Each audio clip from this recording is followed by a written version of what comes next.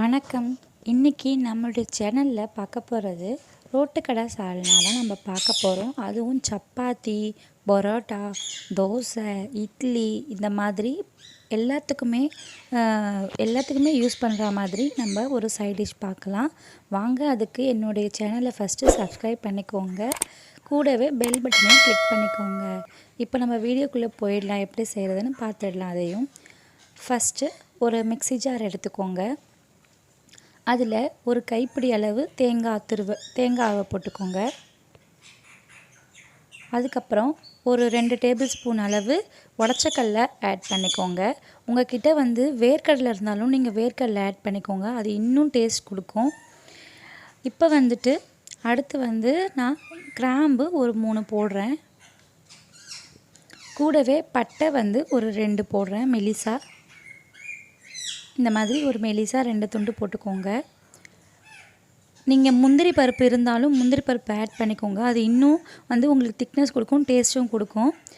இதுக்கு அதுக்கப்புறமா இப்போது சோம்பு ஒரு டேபிள் ஸ்பூன் ஆட் பண்ணியிருக்கேன். இப்போ இதை மிக்ஸி ஜாரில் அரைச்சி எடுத்துக்கலாம்.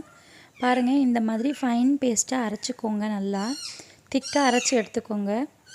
இப்போ ஒரு கடாயில் நம்ம எண்ணெய் ஆட் பண்ணிக்கலாம்.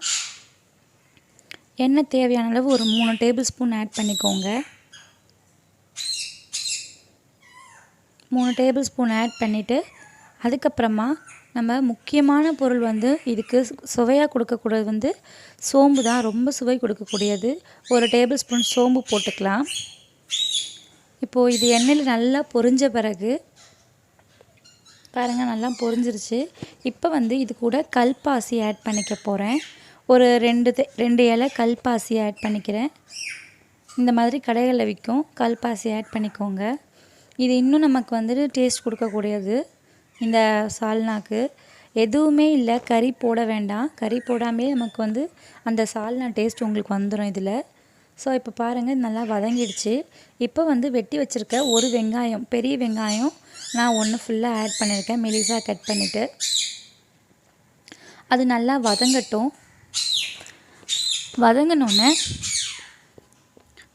அது நல்லா வதங்கட்டும். ஒரு 2 நிமிஷம் போல் நல்லா வதங்கட்டும். பாருங்கள், அதுக்கு உப்பு நான் ஆட் பண்ணிக்கிறேன்.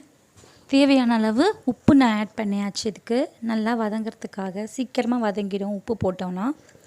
ஸோ வதங்கியாச்சு. இப்போ ஒரு தக்காளி அளவு நான் ஆட் பண்ணியிருக்கேன். இதுக்கு ரொம்ப தக்காளி போடக்கூடாது, புளிப்பு தன்மை கொடுத்துரும்.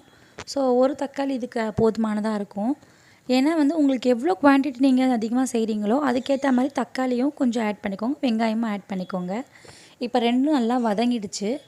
இப்போ இதில் மஞ்சள் தூள் ஒரு டேபிள் ஸ்பூன் போட்டுக்கிறேன் சின்னதில். அதே மாதிரி மிளகாய் தூள் 2 டேபிள் ஸ்பூன் போட்டுக்கிறேன்.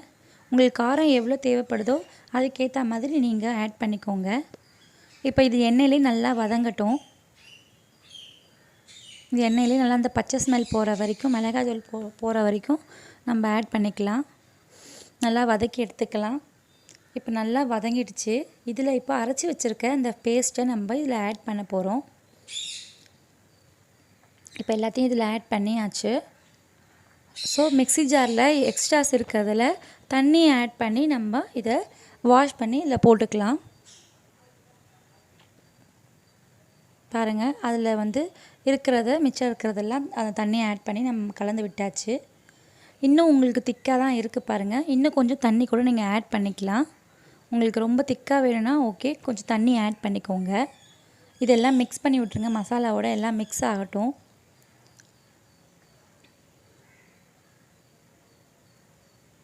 அது கொஞ்சம் கொதிக்கட்டும்.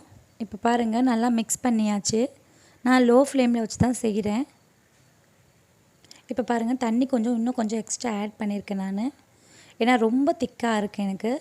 ஸோ இன்னும் கொஞ்சம் ஆட் பண்ணிக்கிறேன் நான். ஆட் பண்ணி மிக்ஸ் பண்ணி விட்டுறேன் நல்லா.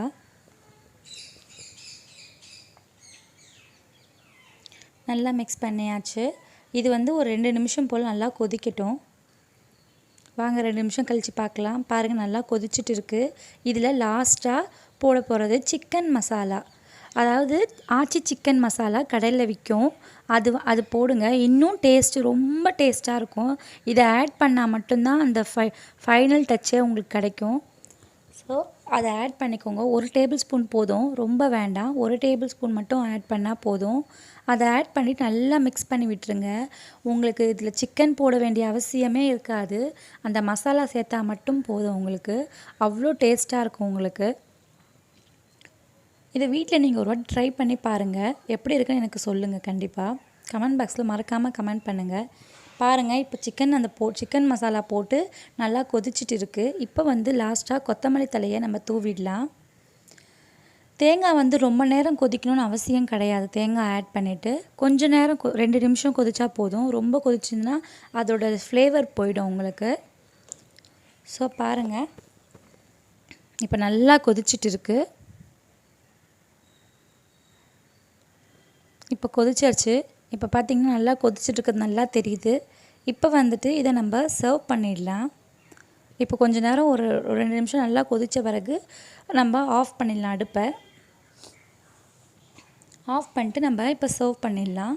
பாருங்கள், இப்போ ஒரு தேவையான அளவு நம்ம கிண்ணத்தில் எடுத்துக்கலாம். பாருங்கள், இப்போ எவ்வளோ சூப்பராக வந்திருக்கு. நீங்கள் ஒரு வாட்டி ட்ரை பண்ணி பாருங்கள். மேலே நான் டெக்கரேஷனுக்காக நான் கொத்தமல்லி தலையை தூவுறேன். இதே மாதிரி நீங்களும் உங்கள் வீட்டில் செஞ்சு பாருங்கள். பரோட்டா அதே மாதிரி சிக்கன் இல்லாத சமயத்தில் நம்ம உடனே ரோட்டு கடை சால்னா வீட்லேயே நம்ம செஞ்சு பார்க்கணும். ஒரு சிலருக்கு ரொம்ப பிடிக்கும் அந்த ஹோட்டல் ஃபுட்ஸ்லாம். ஸோ அவங்களுக்குலாம் இது நல்லாவே யூஸ்ஃபுல்லாக இருக்கும். சப்பாத்தி, இட்லி, பூரி, அப்புறமா பரோட்டா இதுக்கெல்லாம் ரொம்ப டேஸ்ட்டாக இருக்கும். வீட்டில் ஒரு வாட்டி ட்ரை பண்ணி பாருங்கள். தேங்க்யூ ஃபார் வாட்சிங்.